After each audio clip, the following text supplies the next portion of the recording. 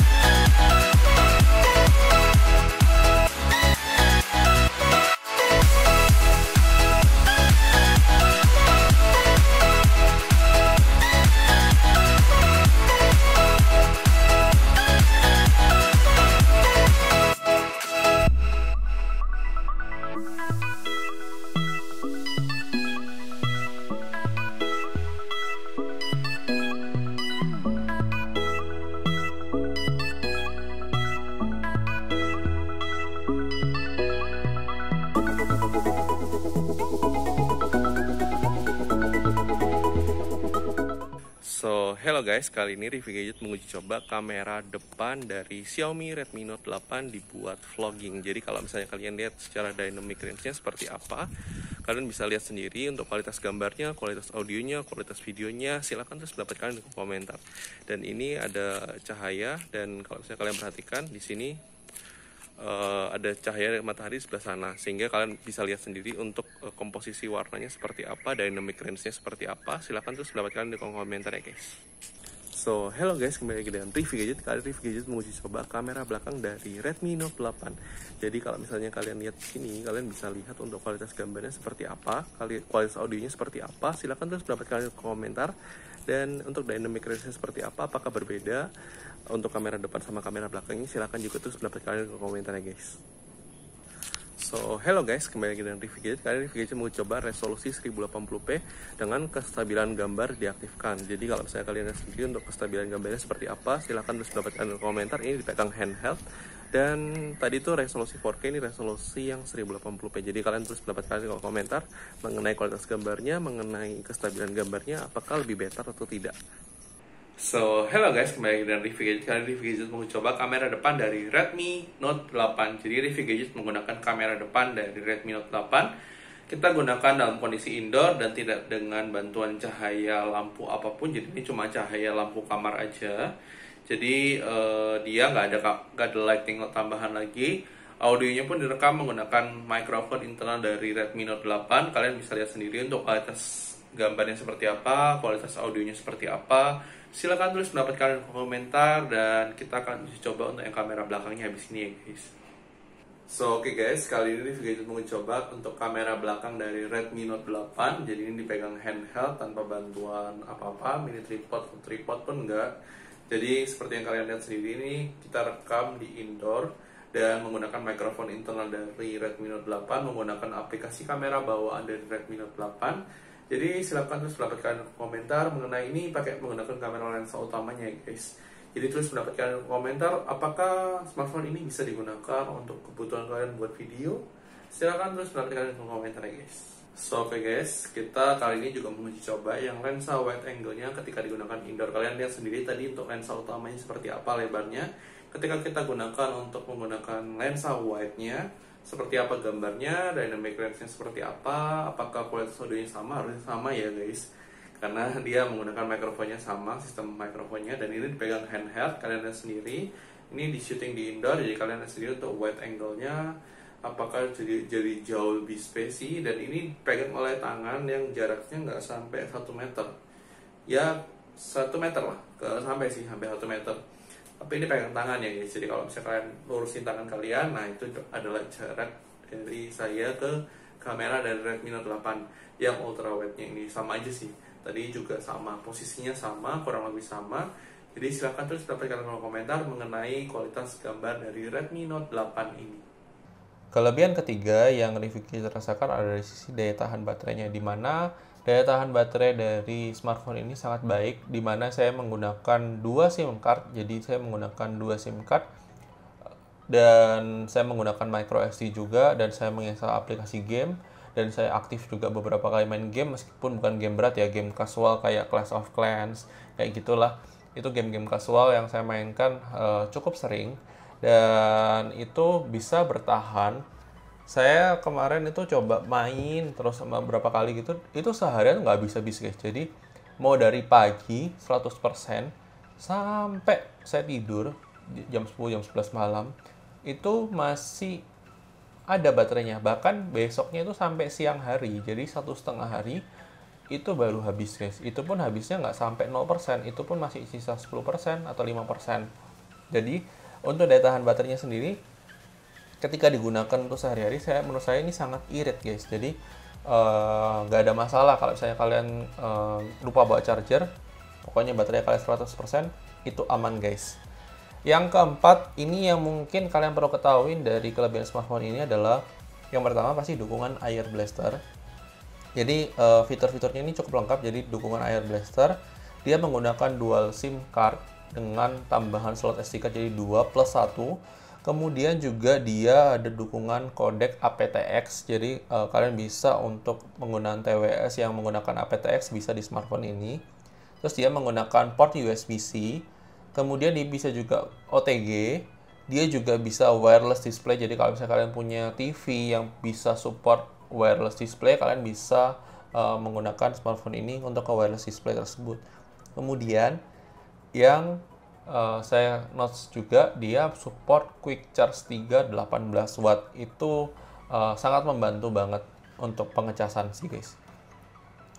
Nah, mengingat waktu pengecasan, ini adalah kelebihan kelima dari smartphone ini, di mana meskipun dia support quick charge 3, tapi charger bawaannya sebenarnya dia tidak 18 watt, tapi dia cuma 10 watt kalau nggak salah. Dan itu kalau misalnya saya coba kemarin, jadi posisi smartphone saya kasih mati, dan itu baterainya 0%, dari 0% sampai ke 100% itu butuh waktu 2 jam 15 menit. Jadi saya pasang stopwatch, saya buat lihat, saya buat ngukur waktunya berapa lama, itu 2 jam 15 menit menggunakan charger bawaan dari Redmi Note 8 yang ada di dusnya. Tapi kalau misalnya kalian mau lebih cepat, kalian bisa menggunakan charger quick charge 3 18 watt. Jadi saya juga menggunakan perbandingan yang sama ya, dari 0% dari smartphone mati sampai 100%, dan posisi mati juga itu butuh waktu 1 jam 50 menit. Jadi ada selisih kurang lebih sekitar 25 menit guys. Jadi kalau misalnya kalian mau cepat, saya sangat menyarankan kalian beli charger, kepala chargernya yang quick charge 3 yang 18 watt plus menggunakan kabel data bawahnya sih nggak ada masalah. Kalau misalnya kalian mau beli lagi ya silakan. Tapi ini sangat bagus sih guys untuk pengecasannya kalau menggunakan quick charge. Kemudian dari sisi keenam yang menurut review gadget sangat review gadget apresiasi sekali adalah dari sisi build quality smartphone ini. Dimana build quality ini sangat bagus, dan menurut review gadget sendiri ini adalah salah satu kelebihan dari HP-HP-nya Xiaomi atau Redmi. Dia memiliki build quality yang memang rata-rata bagus guys. Jadi dan dia dilengkapi Corning Gorilla Glass depan belakang, dan itu oke banget guys. Tapi catatan ya guys, meskipun dilengkapi dengan Corning Gorilla Glass, itu bukan berarti HP kalian tidak bisa kena scratch. Jadi kalau misalnya kalian mau lebih aman, saya sangat menyarankan kalian beli anti gores minimal, atau belilah tempered glass, karena tidak berarti kalau sudah dilapisi Corning Gorilla Glass, kalau jatuh nggak bakal pecah sama sekali. Nggak mungkin. Pasti bisa juga pecah, tergantung jatuhnya posisinya kayak gimana guys. Kemudian setelah kita membahas kelebihan dari smartphone ini, tentunya pasti smartphone ini memiliki beberapa kekurangan yang menurut review gadget ini bisa diimprove untuk produk-produk selanjutnya. Yang pertama adalah dari sisi pendinginan smartphone ini untuk ketika bermain game. Saya nggak tahu di Redmi Note 9 itu apakah sistem pendinginannya sudah lebih baik, tapi di Redmi Note 8 ini untuk kalau misalnya kita main game terlalu lama, jadi misalnya durasi 1 jam atau setengah jam lebih dengan grafis yang tinggi ya guys. Catatan, kalau game kalian adalah game-game ringan, jadi game-game kayak Clash of Clans dan lain-lain, kalian mau main lama pun itu tidak ada masalah.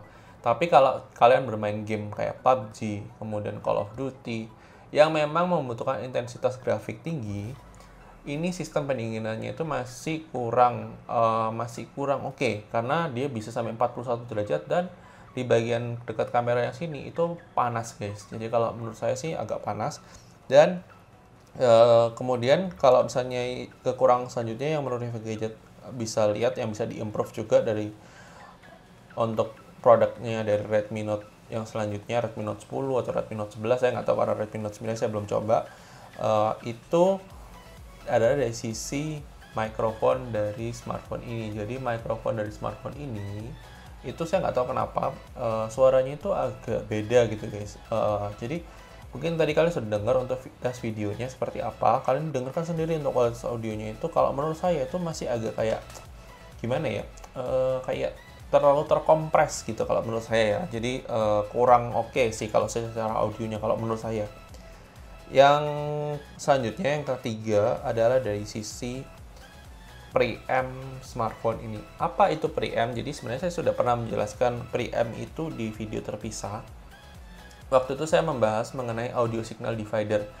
Di situ saya menjelaskan bahwa itu adalah alat yang digunakan untuk mentransmisi audio dari eksternal ke device. Jadi sebenarnya setiap kamera ataupun smartphone ataupun device apapun yang bisa merekam video yang punya microphone input, dia pasti punya namanya preamp. Preamp ini itu akan mentransmisi audio eksternal ke kamera atau ke smartphone kalian. Dan kalau menurut review gadget, preamp dari Redmi Note 8 ini menurut review gadget agak kurang. Jadi, seperti yang kalian bisa lihat, kualitas audio ketika saya melakukan video test gaming, nanti kalian bisa juga cek di sini. Di video test gaming tersebut, itu waktu opening dan closing, saya menggunakan mikrofon eksternal dan saya langsung masukkan ke jack-nya dari Redmi Note 8.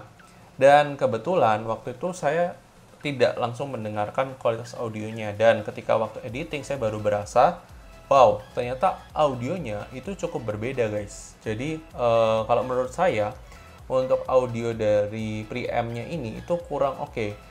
Kenapa saya bisa bilang kurang oke? Karena saya kemarin sudah mencobanya mengkombinasi menggunakan alat ini guys.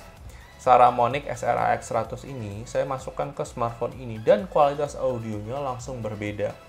Saya bisa bilang seperti itu karena kalau misalnya kalian mau bandingkan, waktu di tes gaming itu, video tes gaming itu saya cerita, waktu opening saya menggunakan microphone eksternal langsung masuk ke kamera smartphone. Tentunya waktu tes gaming saya tidak bisa merekam lagi menggunakan smartphone ini, tapi menggunakan kamera Canon saya. Dan itu kerasa langsung berbeda suaranya. Kalian coba dengarkan baik-baik waktu tes gaming. Nanti videonya saya sudah taruh di atas sini, kalian bisa cek. Dan itu pasti akan berbeda. Dan itu adalah kekurangan yang menurut review gadget itu sebenarnya bisa diimprove ke depannya. Dan mungkin ada alasan tersendiri kenapa smartphone ini tidak dilengkapi dengan preamp yang cukup mumpuni. Mungkin akan menekan cost dan lain sebagainya. Dan itu aja sih guys untuk kelebihan dan kekurangan dari smartphone ini. Kita masuk ke closing karena ada catatan yang saya perlu sampaikan. Smartphone ini tujuannya untuk siapa sih? Untuk target marketnya siapa sih? Nah, itu nanti saya akan jelaskan di closing. Jadi tonton sampai habis ya guys. Oke guys, thank you sudah nonton video ini. Menurut kalian bagaimana kelebihan dan kekurangan dari Redmi Note 8 ini? Apakah sesuai ekspektasi kalian ataukah mungkin kalian punya pendapat lain, atau mungkin kalian yang sudah menggunakan Redmi Note 8, kalian bisa juga share pengalaman kalian di kolom komentar. Tapi kalau menurut review gadget, HP ini itu lebih cocok untuk kalangan anak muda. Jadi memang target market dari Redmi Note 8 ini adalah orang yang memang mengerti soal teknologi dan juga dia golongannya anak-anak muda. Lebih tepatnya sih, karena saya melihat segmentasi Redmi Note 8 ini disegmentasikan untuk ke kaum muda ya, lebih muda. Makanya kalian bisa lihat tagline-nya, kalian juga bisa lihat produk-produknya. Dan menurut review gadget sendiri, yang concern soal privacy, ada beberapa hal yang review gadget notes untuk privacy, terutama dari aplikasi-aplikasi bawaan Redmi Note 8 kayak message, telepon dan lain-lain, di mana di situ ada banyak banget agreement yang kita harus agree ketika kita melakukan penggunaan smartphone ini. Dan ini berlaku di semua device Xiaomi atau Redmi. Dan tidak hanya Xiaomi dan Redmi, mungkin juga di device-device Android lainnya. Dan tentunya akan berbeda setiap perusahaan kebijakan penanganan privasinya seperti apa, dan ini mungkin juga jadi salah satu concern ketika kalian membeli Redmi Note 8 ini. Jadi, kalau menurut review gadget sendiri, HP ini juga mungkin kurang cocok buat orang tua, karena kalau menurut review gadget sendiri, dari user interface sendiri, ini memang cocok bagi orang yang memang suka mengekspor, apalagi kadang-kadang kan ada iklannya. Meskipun iklan dari Redmi Note 8 ini bisa dihapus atau dihilangkan dengan cara berbagai macam trik, tapi menurut review gadget, ketika user awam menggunakan smartphone ini, maka dia akan mendapatkan iklan beberapa kali. Dan itu bisa menjadi clickbait bagi orang tua, khususnya orang tua ya guys. Bagi orang tua yang memang tidak terlalu paham mengenai teknologi. Tapi kalau orang tua yang paham teknologi ya beda cerita. Tapi kalau orang tua yang tidak paham teknologi, maka mungkin untuk device ini kurang cocok buat mereka. Terus kemudian yang kedua adalah, kalau misalnya kalian mau fokus buat gaming, maka HP ini saya agak, agak kurang merekomendasikan. Kenapa saya kurang merekomendasikan? Seperti yang kita bahas di video tes gaming. Jadi di video tes gaming itu suhunya bisa sampai 41 derajat. Jadi ketika kita bermain cukup lama, jadi bermain kurang lebih 1 jam aja itu sudah panas banget guys. Jadi nggak usah 1 jam, paling setengah jam, 40 menit yang game-game yang membutuhkan grafis berat, maka smartphone ini agak cepat panas. Jadi sistem pendinginannya kurang oke kalau menurut review gadget.